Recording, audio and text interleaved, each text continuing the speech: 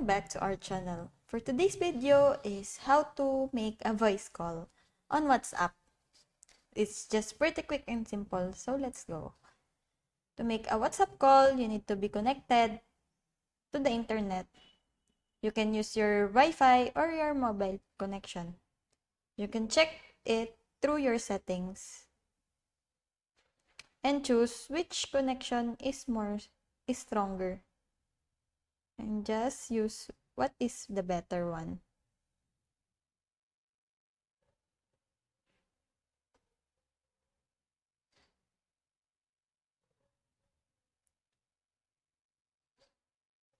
So right now, I'm using our Wi-Fi connection.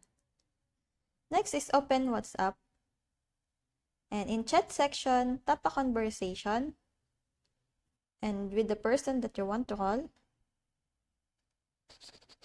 If you don't have a conversation open with them, you'll have to start one. And in the upper right corner of the conversation, tap the call icon, which looks like a phone. Then WhatsApp, dial their number, and